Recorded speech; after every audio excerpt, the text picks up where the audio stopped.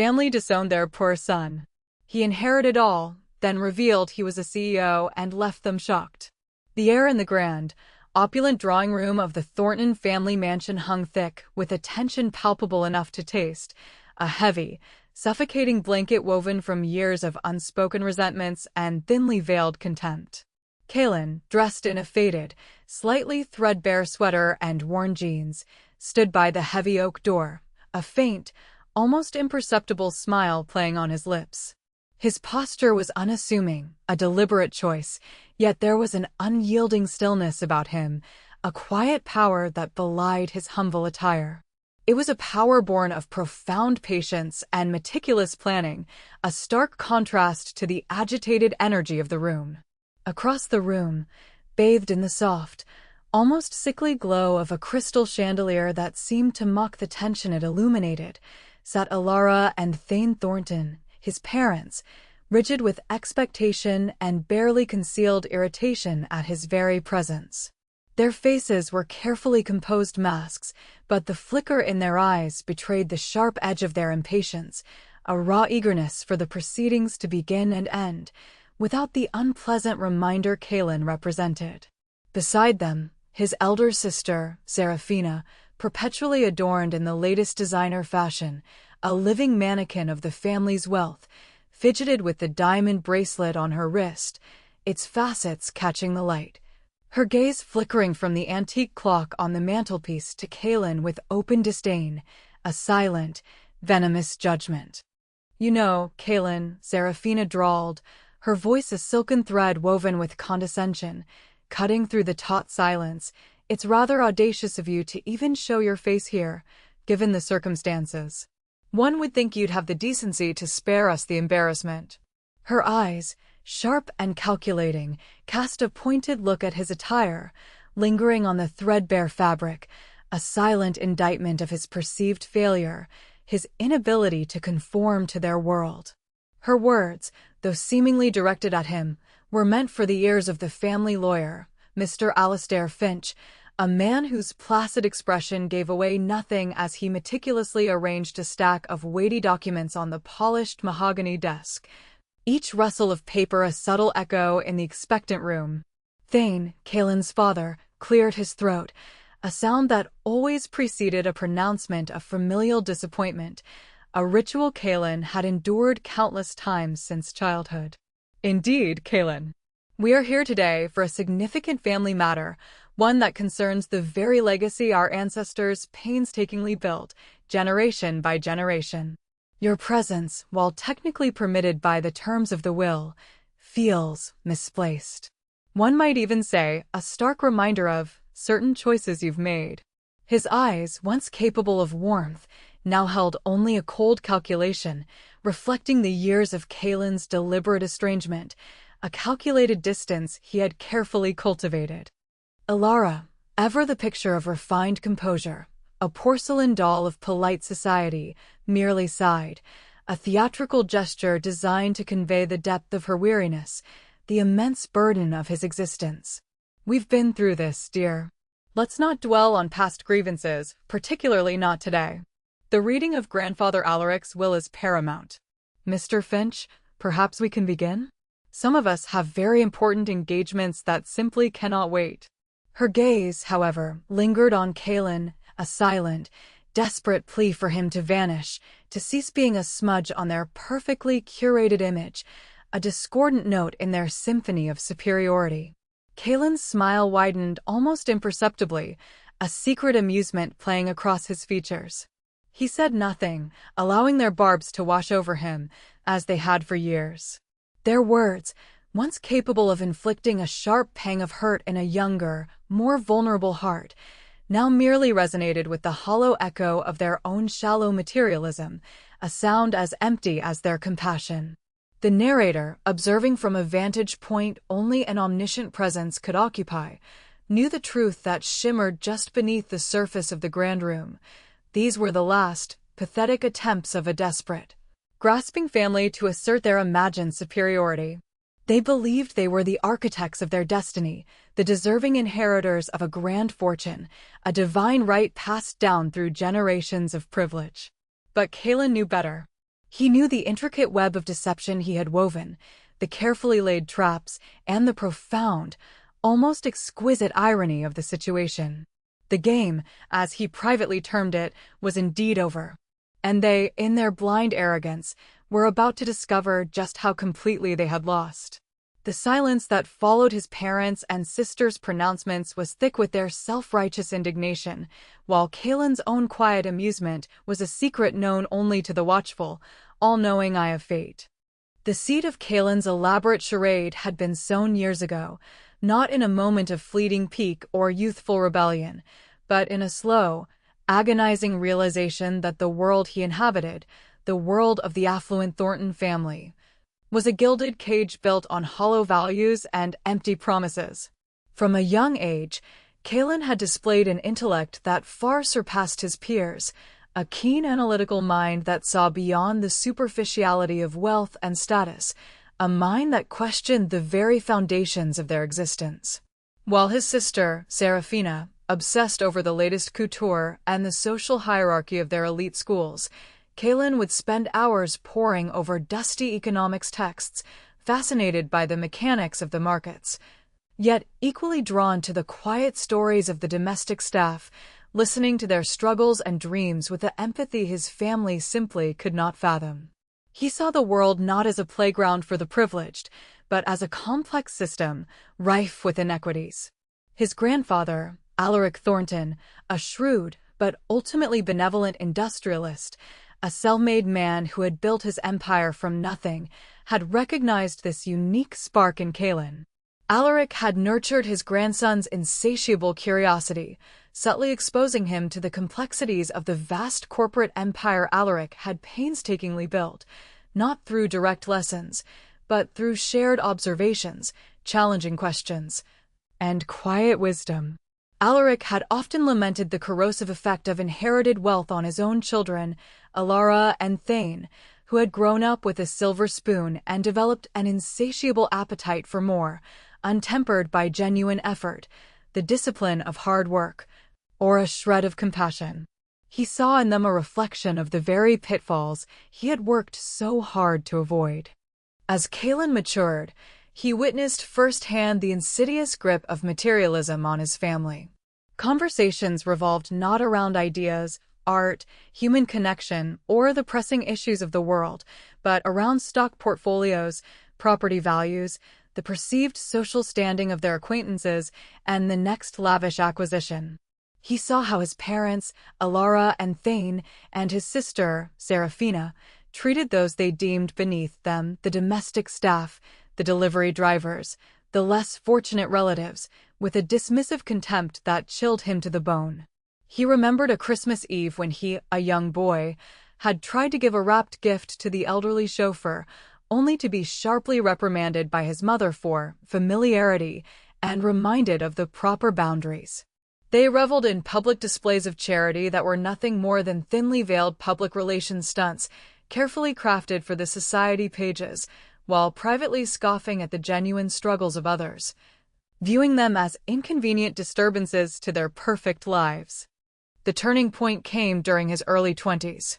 Kalen, fresh out of an elite business school where he had excelled academically, not for grades alone, but for the sheer intellectual challenge, had proposed a new venture to his father, a sustainable energy startup aimed at long-term environmental impact rather than immediate, massive profit. Thane had scoffed, dismissing it as idealistic nonsense, and urging Kalen to join the family's conventional, more lucrative, albeit less ethical, investment firm. "You must understand, Kalen," Thane had lectured, his voice resonating with a hollow paternal authority. "Wealth is power. Power dictates respect. Without it, you're nothing. Sentiment has no place in the boardroom, nor in life, if you wish to succeed. You chose to study this alternative path, and look where it got you. Now join us and learn what true success means." The words, delivered with such conviction, felt like a cold stone settling in Kalen's chest. It was then, in that moment of profound disillusionment, standing in the opulent study where his father had delivered his sermon on wealth, that a sinister yet brilliant idea began to coalesce in Kalen's mind.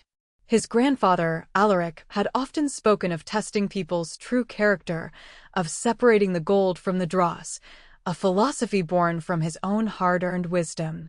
Alaric, who had secretly admired Kaelin's ethical compass, had also confided in him about the true extent of his consolidated fortune, revealing that he had structured his will to ensure his legacy would fall into worthy hands, hinting that those hands might not be the obvious ones. He had even introduced Kaelin to his most trusted, discreet legal and financial advisors, men and women who understood the old man's vision and had, over the years, become Kaelin's own silent allies. Alaric had believed in Kaelin's potential to truly steward his empire, but had also implicitly challenged him to prove his family's true nature, to strip away their pretensions and see what remained. Kaelin decided to take his grandfather's unspoken challenge to its extreme. He would become poor. Not truly destitute, for he had his own considerable, independently built wealth from shrewd early investments he had made secretly, leveraging his grandfather's subtle guidance and his own prodigious intellect, long before his family even knew the depth of his financial acumen. This hidden wealth would be his safety net, his control mechanism, allowing him to maintain the illusion of struggle without genuine hardship. He would adopt the guise of a struggling, ordinary young man, one who had failed to live up to the Thorntons' materialistic expectations. He would intentionally choose a path that offered no immediate, visible financial success, something his family would instinctively despise and dismiss. He began subtly. He moved out of the family mansion, citing a desire for independence and a simpler life, much to his parents' dismay and public declarations of his eccentricity. He took up seemingly mundane jobs, freelance graphic design, online consulting, investing his real efforts and genius into his own burgeoning tech ventures, which he kept strictly secret, building them into a formidable, consolidated corporate empire. Unbeknownst to anyone but his grandfather's closest advisors, who were now sworn to secrecy and understood Kaelin was the true successor, this hidden empire had recently absorbed Alaric's own vast holdings after a series of complex, prearranged mergers and acquisitions, a process that had been years in the making and secured Kaelin's absolute control. He let rumors spread among their social circle that he was struggling, that he was not applying himself, that he was a disappointment. The family, quick to embrace this narrative, publicly distanced themselves, painting him as the black sheep who couldn't quite grasp the concept of success. They relished the opportunity to showcase their other, more successful relatives, especially Serafina, who perfectly embodied their superficial values, always eager to parade her latest acquisition or social triumph. Kaelin's plan was meticulously crafted, every interaction a calculated test. He wanted to observe, without the distorting lens of their expectations or the need to impress. He wanted to see if, stripped of his potential wealth and status, any genuine affection or concern remained. He wanted to know if they would offer him comfort, a kind word, or a simple meal, or if their love was as conditional as their lavish lifestyle. He needed to be sure. The grand inheritance his grandfather had hinted at was merely the stage upon which this final act of his elaborate test would play out. He knew the will was about to be read, and the timing was perfect. He had gathered sufficient evidence of their character, meticulously documenting their callousness, their every dismissive glance, every cutting remark, every act of cold indifference. The moment for revelation was fast approaching, and the omniscient narrator, privy to Kaelin's every calculated move, watched with anticipation, knowing the dramatic irony that was about to unfold. Kaelin's life, under the guise of a struggling young man, became a deliberate tapestry of encounters designed to expose the true nature of those around him, especially his family. He moved into a modest apartment in a less affluent part of the city, a stark contrast to the sprawling family estate with its meticulously manicured lawns and echoing hallways. His new dwelling was small, simply furnished, but it was his own, unburdened by the weight of expectation or the ghosts of his family's shallow values. He drove an older, unassuming car, dressed simply, choosing practicality over prestige, and ate at local diners, finding a quiet authenticity in these everyday interactions. This intentional shift in lifestyle allowed him to observe his family's reactions, not just to him, but to the very concept of those less fortunate, to the working-class world they so readily ignored.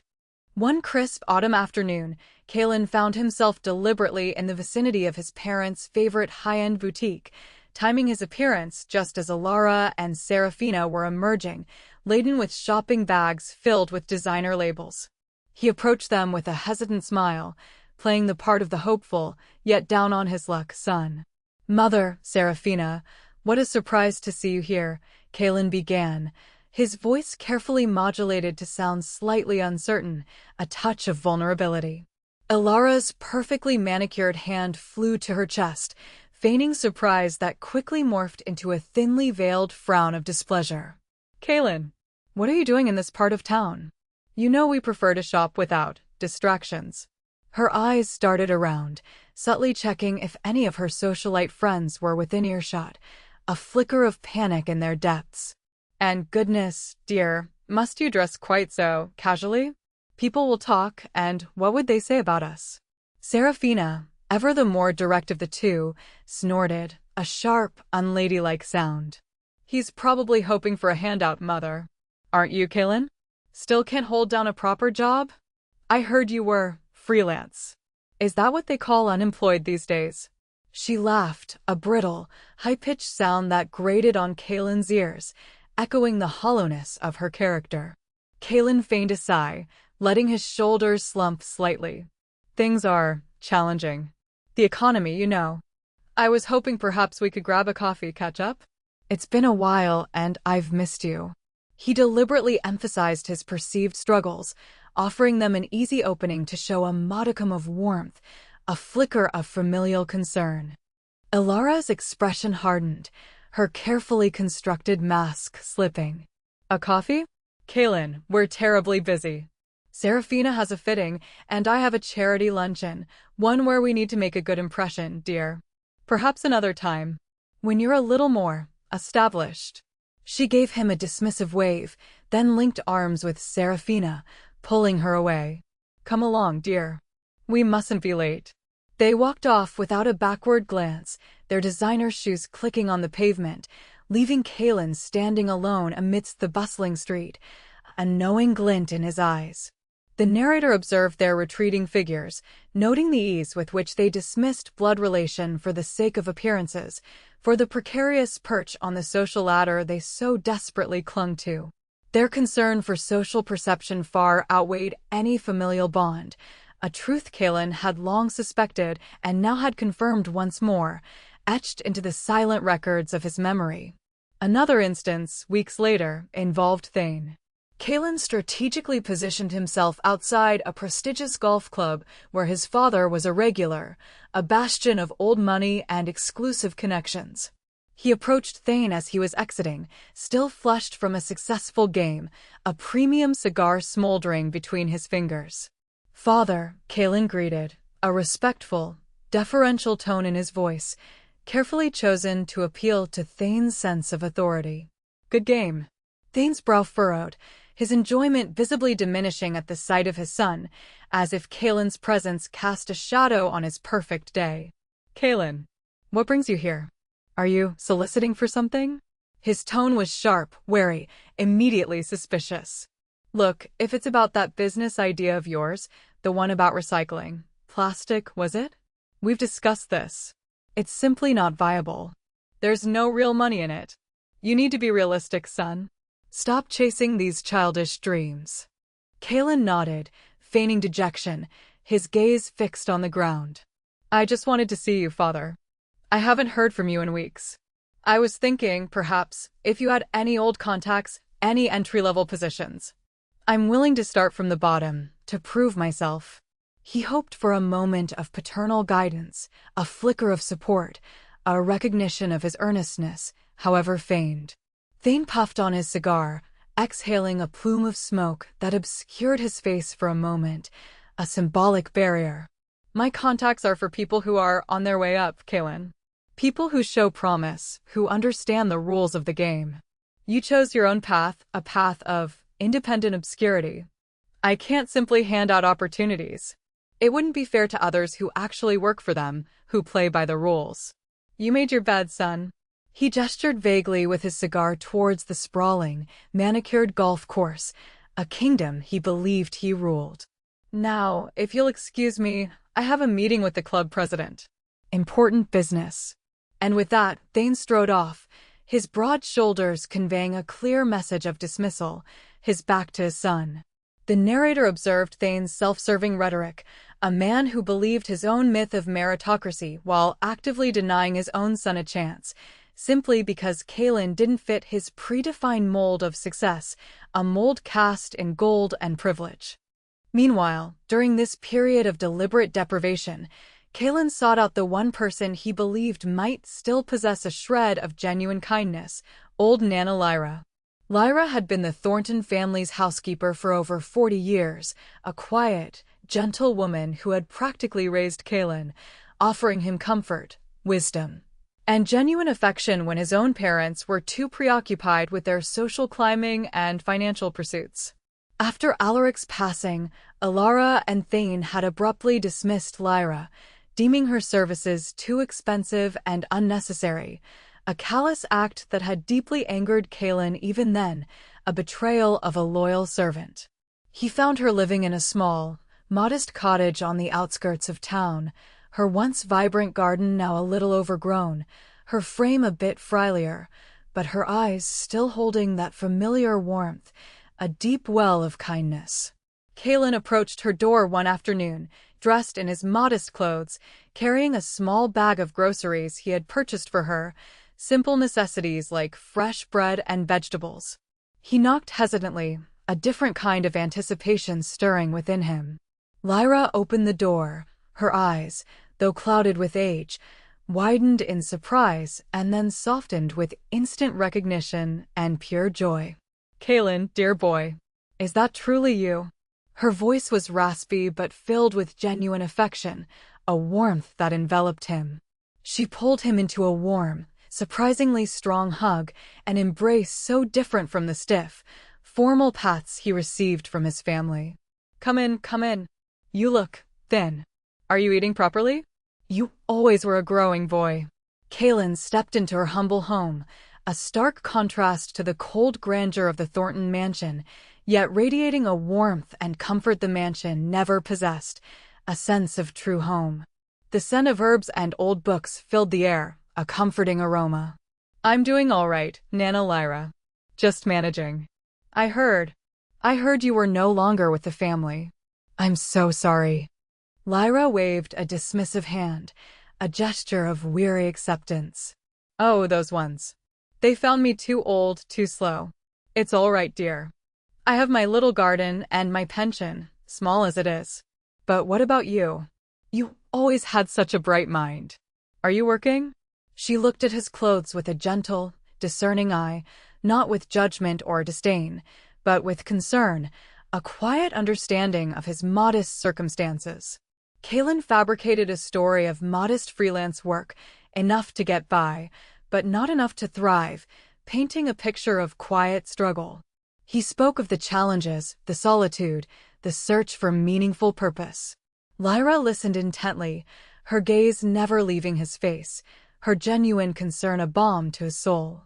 She then did something that touched Kalen's heart more than any grand gesture, any lavish gift could have. You must be hungry, dear, she said, her voice soft, her eyes full of maternal care. I was just about to make some lentil soup. It's not much, but it's warm and hearty. Would you stay and eat with me? Kalen, though not truly hungry, accepted. He watched as Lyra, despite her own meager circumstances, moved around her small kitchen with practiced ease, her movements slow but deliberate, preparing a simple meal. She insisted he take the larger portion, fussing over him like a doting grandmother, her hands worn but gentle. She reminisced about his childhood, about the kind, curious boy he had been, untainted by his family's avarice, seeing him for who he was, not what he had. She offered him not just food, but genuine companionship, a listening ear and unwavering, unconditional affection. She shared her own struggles, the rising cost of medication, the leaky roof, the loneliness, yet never once complained, her spirit remaining remarkably resilient, imbued with a quiet dignity. "Life can be hard, Kaylin," she said, stirring the soup, her wisdom flowing as naturally as the steam from the pot. "But kindness, dear, kindness is the only thing that truly lasts. It's what you carry in your heart that matters, not what you carry in your pockets." In the weeks and months that followed, Kaylin made it a point to visit Lyra regularly. He would bring her small gifts, fresh produce from a local market, a warm blanket he subtly picked up, a book she mentioned wanting to read, always careful to present them as thoughtful, affordable gestures from a struggling young man, never revealing the true depth of his resources. He'd help her with small chores around the cottage, fixing a loose hinge, weeding her garden, finding a quiet satisfaction in these simple acts of service. Lyra, in turn, offered him her unwavering support, her comforting presence, and her simple, nourishing meals. She never questioned his perceived lack of success, never judged his modest circumstances. She simply loved him, genuinely and unconditionally, seeing past the facade he presented to the world, straight to the good heart she knew was there. These contrasting interactions solidified Kaylin's resolve. His family, blinded by their greed and superficiality, had consistently shown their true colors, proving themselves utterly incapable of genuine compassion or unconditional love. They saw him only as a reflection of their social standing, a failure to be hidden, an inconvenient truth. Lyra, on the other hand, had shown him the pure, unadulterated essence of humanity, empathy, generosity of spirit, and unwavering kindness, even when she herself had little to give. The omniscient narrator witnessed this profound difference, understanding that these experiences were not just evidence, but fuel for Kaylin's ultimate, devastating plan, a plan crafted not for revenge, but for justice and revelation. The stage was set, the characters had played their parts, and the climax, the moment of truth, was now inevitable. The air in the Thornton mansion's drawing room was taut with anticipation, a thick, suffocating silence punctuated only by the occasional rustle of papers from Mr. Alistair Finch, the family lawyer. Alara, Thane, and Seraphina sat stiffly, their faces masks of strained patience, their eyes fixed on the lawyer, barely sparing a glance for Kaylin, who remained by the door, a silent, almost invisible presence. They were convinced the will would name one of them, perhaps a joint inheritance or even a trust managed by Thane, their minds already calculating how to divide or consolidate the spoils. Their greed was almost palpable, a dark, pulsing cloud in the room, overshadowing the last vestiges of dignity. Mr. Finch cleared his throat, his gaze sweeping slowly over the assembled family, a glint of something unreadable in his eyes. "We are gathered today to hear the final wishes of the late Alaric Thornton. As per his explicit instructions, all direct descendants are required to be present." He paused, allowing the weight of the moment to settle, the gravity of Alaric's final testament to sink in. Alaric Thornton, in his profound wisdom, meticulously crafted this will, with provisions that reflect not only his vast legacy, but also his deep understanding of human nature, a wisdom he acquired through years of experience. Alara shifted impatiently, her perfectly coiffed hair barely moving. Yes, Mr. Finch. Can we get to the relevant parts, please? My schedule is quite demanding today." Her voice, though soft, carried an undercurrent of sharp demand. Mr. Finch gave her a cool, unyielding look. "Indeed, Mrs. Thornton. The will outlines several minor bequests to various charities Alaric supported throughout his life, and to his long-serving, loyal staff, individuals he deeply respected. But the vast majority of the consolidated Thornton Ventura corporate empire, its assets, holdings, and all liquid capital, amounting to an unprecedented sum, a fortune truly beyond measure in its breadth and depth, has been bequeathed to a single individual." A collective gasp went through the room, a sharp intake of breath. Seraphina sat up straighter, a triumphant smirk playing on her lips, convinced it would be her, the successful one. Thane puffed out his chest, envisioning his name being called, the mantle of family patriarch finally bestowed upon him. Ilara's eyes gleamed with undisguised anticipation, her face a picture of barely contained ecstasy.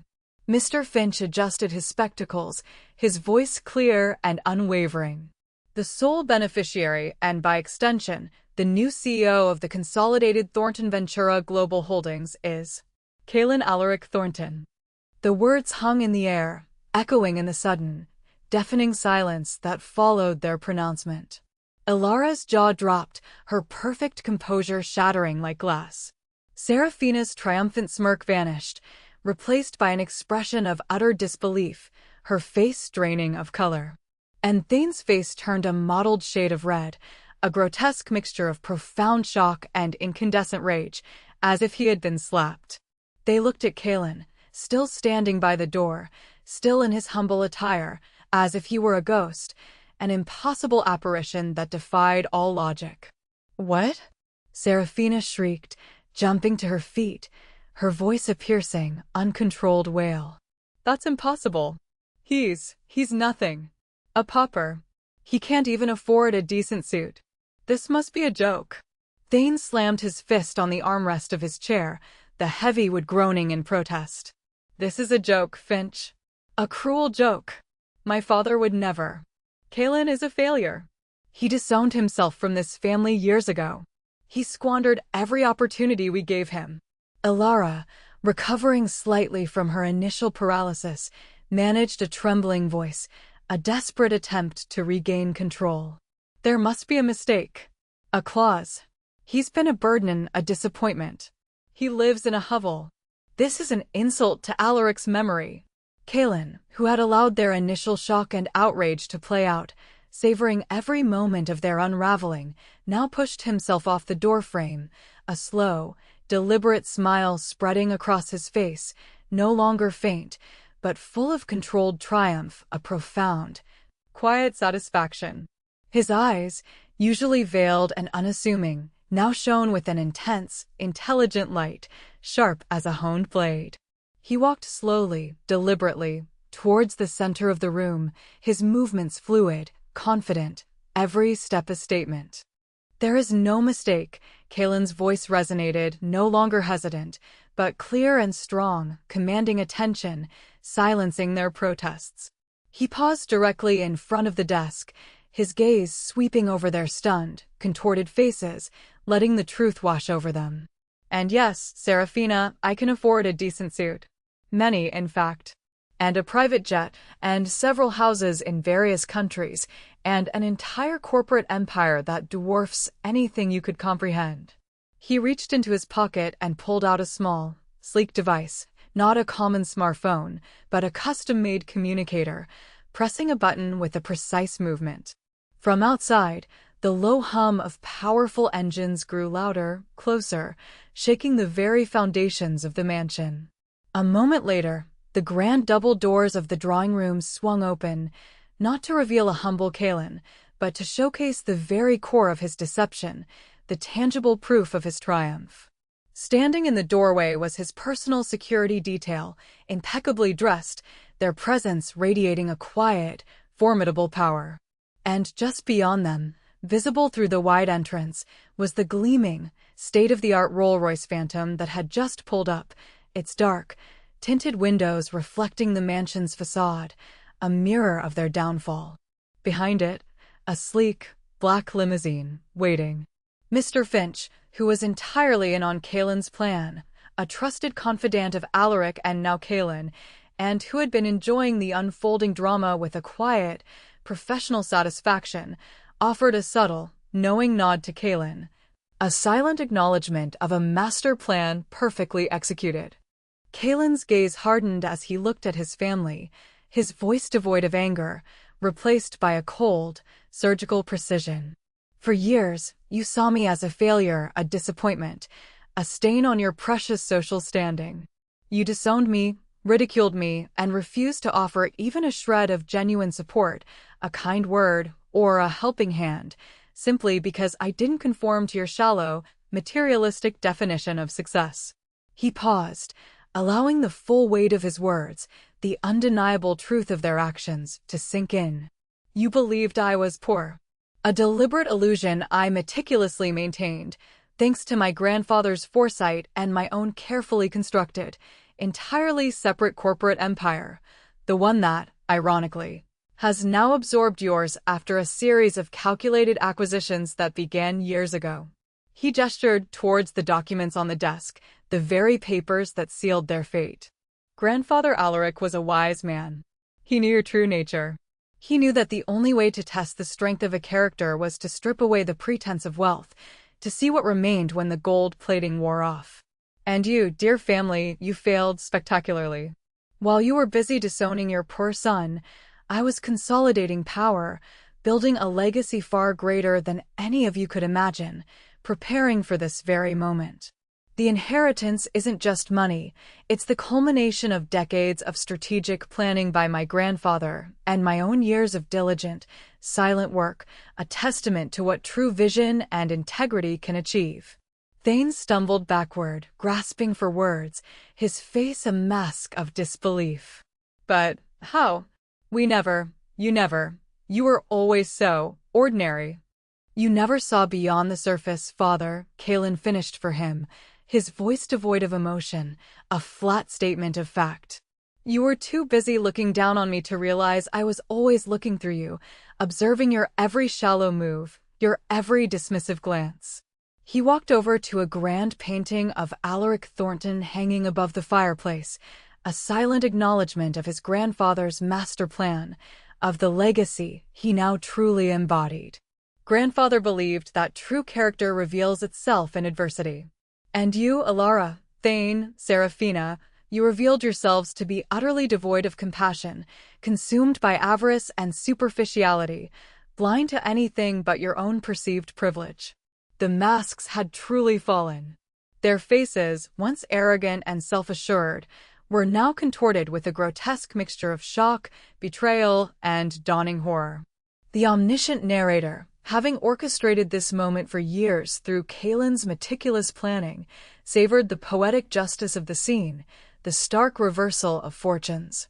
The stage was set for their complete downfall, a final, irreversible plummet from the heights they believed were their birthright. The immediate aftermath of Kalen's revelation was a maelstrom of accusations, desperate pleas, and utter disbelief from Alara, Thane, and Seraphina. Their carefully constructed world of inherited privilege and social standing crumbled before their eyes, reduced to dust by a truth they had ignored for decades. Thane, initially paralyzed by shock, finding his voice finally, erupted into a furious tirade, accusing Kalen of manipulation, of disrespecting his father's legacy, and of a betrayal so profound it would tear the family apart, failing entirely to see the irony in his words. "This is a disgrace, Kalen," Thane bellowed, his face purpling with rage, spittle flying from his lips. "You've humiliated us. You've ruined everything. What kind of son does this to his own family? This is unforgivable." Kalen merely raised an eyebrow, a chillingly calm demeanor in the face of his father's fury, his composure unshakable. A son, father, who was disowned and scorned by his family. A son who was cast aside for not meeting your materialistic standards. You abandoned me when I was poor. You refused me a coffee, a kind word, a single contact. Why would I owe you anything now? Alara, her composure finally shattering, began to sob, not tears of genuine remorse, but of profound self-pity and fear for her lavish lifestyle. "Kalen, darling, you can't do this. Think of your mother. Think of our reputation. We're family. We can work this out. We can share. You don't need all of it, surely. We can still be a family, a true family, if you just reconsider." Her words were laced with a desperate avarice that was sickeningly transparent, a last, pathetic attempt to cling to the wealth. Seraphina, meanwhile, had turned a ghostly white, her mind racing frantically through the implications. "But what about us? What happens now? We've always had access to the family funds. What about my trust? My allowances? My lifestyle? How will I live?" Her voice rose to a panicked shriek, the pampered facade completely crumbling. Mr. Finch, ever the professional, maintaining a calm, unruffled presence, stepped forward, holding the final, devastating documents. As per Alaric Thornton's explicit instructions, and confirmed by Kaelin as the new CEO with full authority over all assets, the family trusts established for Alara, Thane, and Seraphina are to be immediately dissolved. All allowances are terminated. The family mansion, being a direct asset of the consolidated corporation, will be put up for sale within the next 30 days. Any personal assets purchased with company funds, including vehicles and certain art collections, will be repossessed. You will, of course, be given a reasonable time to vacate and secure your personal belongings. The news hit them like a physical blow, a sudden, crushing weight. Seraphina gasped, clutching her chest as if struck. Sell the mansion? You can't. Where will we go? We have nowhere to go. That, Seraphina, Kaelin stated calmly, his voice resonating with an unyielding finality, is a question you should have asked yourselves when you were deciding to disown and humiliate your own brother for perceived poverty. Perhaps you can now appreciate the struggles of those you so readily dismissed and looked down upon. Thane slumped back into his chair, his bluster deflating, replaced by a look of utter defeat, his eyes glazed with the dawning horror of his new reality. The realization that their entire foundation of wealth and social standing had been a carefully controlled illusion, and that the person controlling it was the one they had scorned, was a bitter, unbearable pill to swallow. Alara continued to weep, her cries growing more frantic and desperate as the full implications of their new, impoverished reality sank in. They had lost everything, not just the inheritance they expected, but the very lifestyle they had taken for granted, the very identity they had built on wealth, all because of their own insatiable greed and profound lack of empathy. The omniscient narrator observed their collective agony, a just consequence for their years of callous behavior, a fitting end to a life built on superficiality.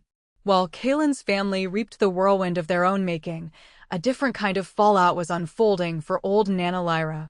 Weeks later, Kaelin made his way to her modest cottage, this time not in his worn clothes, but in a bespoke suit of fine wool, driven by a discreet chauffeur in a luxurious car, a quiet symbol of his true status. He had arranged a meeting under the pretense of wanting to catch up, still maintaining a semblance of his humble persona, wanting to surprise her completely, to make the moment truly special. Lyra opened her door, her smile still as warm and inviting as ever, though a flicker of surprise crossed her face at his new attire. "Kaelin, dear boy. My, you look smart today. Have things finally turned around for you?" Her eyes sparkled with genuine happiness for him. Kaelin stepped inside, a genuine, unburdened smile gracing his lips, reaching the depths of his eyes. "They have, Nana Lyra. More than you can imagine. And it's largely thanks to you and your unwavering kindness." He took her hands, his voice filled with a reverence she rarely heard, a deep gratitude. "Nana Lyra, do you remember when you told me that kindness is the only thing that truly lasts? You taught me that through your actions when no one else would. You offered me warmth, comfort, and food when you had little yourself.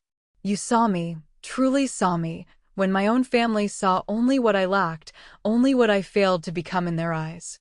Lyra's eyes, soft with affection and a quiet understanding, looked at him with unwavering love. "You were always a good boy, Kaelin.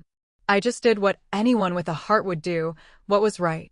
Kaelin then reached into his briefcase and produced a thick stack of elegantly bound documents. "Nana Lyra, I am now the CEO of the consolidated Thornton Ventura Global Holdings. My grandfather, Alaric, had a deep admiration for you, and he included a very special provision for you in his will, should I be the one to inherit. And I have taken the liberty of expanding upon it, as your kindness deserves far more." Lyra's eyes widened as she looked at the documents, her hands trembling slightly. Kaelin gently guided her to sit on her worn armchair, the same one where he had often found comfort as a child. "Firstly, this cottage," he began, pointing to a deed, "is now fully yours, paid off, With a significant trust established for its perpetual maintenance, any repairs you might ever need, and a team of gardeners to keep your beautiful flowers flourishing. Secondly, this is a trust fund, substantial enough to ensure you never have to worry about money again. All your medical bills, living expenses, anything you desire, will be covered for the rest of your life, managed by my most trusted advisors. And thirdly, he produced a final document, beautifully presented. Should you ever wish to, there is a position waiting for you at the Thornton Foundation, overseeing our philanthropic initiatives for the elderly and underprivileged. Not as a housekeeper, Nana Lyra, but as an esteemed advisor, a guiding light of compassion, a true testament to the values we wish to embody. Lyra stared at him, tears welling in her eyes, silent and profound, blurring her vision. She was speechless, her hands trembling as she took the documents, their weight a tangible representation of a dream she never dared to dream. Her humble life, marked by quiet dignity and unseen struggles, had just been transformed beyond her wildest dreams, beyond anything she could have ever imagined. It was an overwhelming wave of gratitude and disbelief. She looked from the papers to Kalen, her face etched with awe, her heart overflowing. Kalen, dear boy. I don't know what to say. This is too much. I only ever tried to be kind. Kalen smiled, a genuine, heartfelt smile that reached his eyes, mirroring the warmth in hers. And that, Nana Lyra, is why you deserve every bit of it.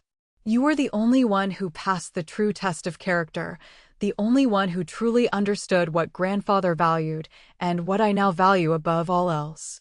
The omniscient narrator, having witnessed Lyra's unwavering kindness and now her profound, emotional reward, felt a sense of completion. Justice, in its truest form, had been served, proving that true wealth lies not in what one possesses, but in the kindness one extends. In the months that followed the dramatic upheaval, the Thornton family, Alara, Thane, and Serafina, found themselves adrift in a reality they had never conceived possible, a brutal awakening from their gilded slumber.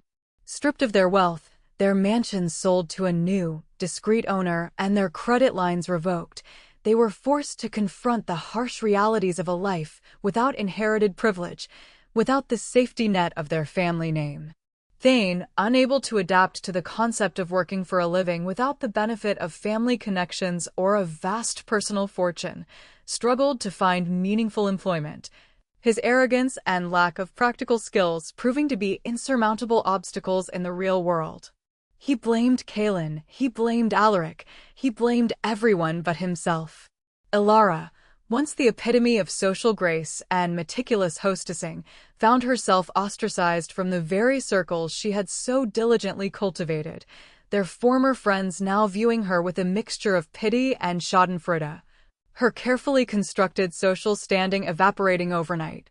Serafina, her designer clothes and lavish lifestyle gone, attempted to leverage her social media presence, only to find that her superficiality offered little substance or appeal in the absence of tangible wealth, her followers dwindling as her glamour faded.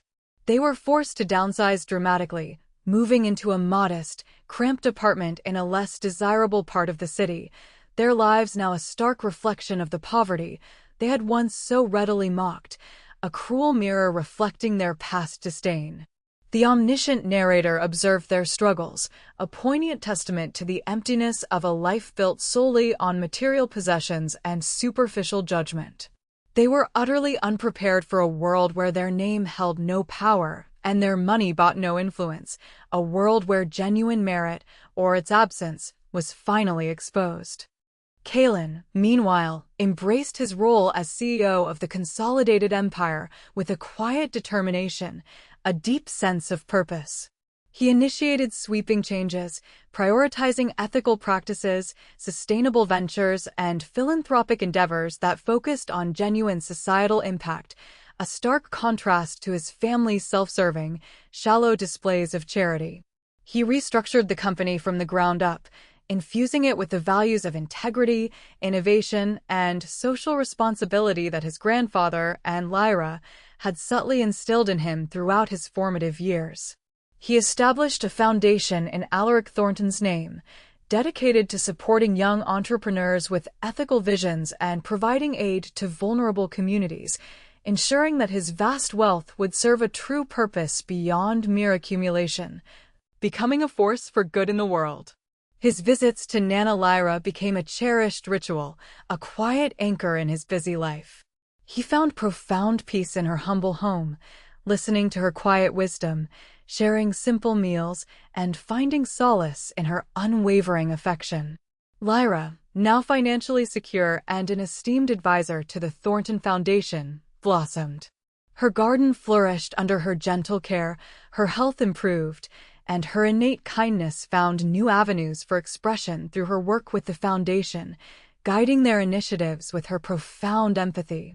She continued to live simply, but with a newfound comfort and dignity, her spirit remaining as generous and bright as ever, a beacon of true humanity. She was living proof that genuine goodness, when recognized and nurtured, could bring about a profound and beautiful transformation, a quiet revolution of the heart. Kaylin learned that true power lay not in the accumulation of wealth for its own sake, not in the empty pursuit of status, but in its responsible stewardship and its capacity to effect positive change in the lives of others. He had tested his family and found them wanting, their hearts hollowed by greed. He had tested a kind soul and found her to be a beacon of unwavering light, a testament to the enduring power of empathy.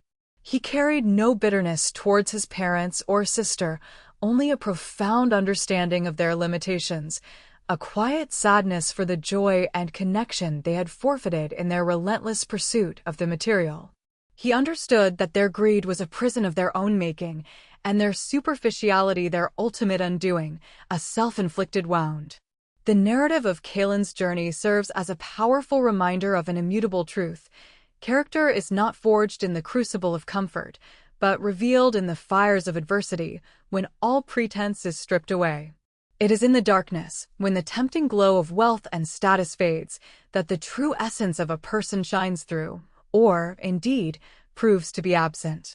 And as Kaylin looked out over the sprawling city, knowing that the empire now under his command was built on values far deeper than mere profit, values of integrity, compassion, and true purpose, he understood that true kindness, extended without expectation, is never wasted.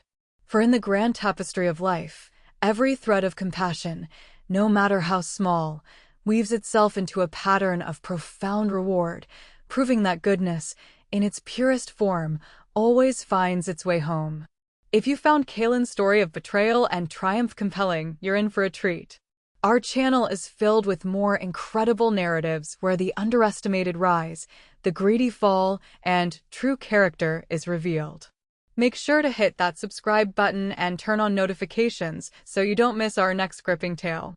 We love hearing from you. What was the most shocking moment for you in Kaylin's reveal? Do you think his family deserved their ultimate fate? And what act of kindness, big or small, do you believe deserves a grand reward? Share your thoughts in the comments below. Your insights fuel our next powerful story.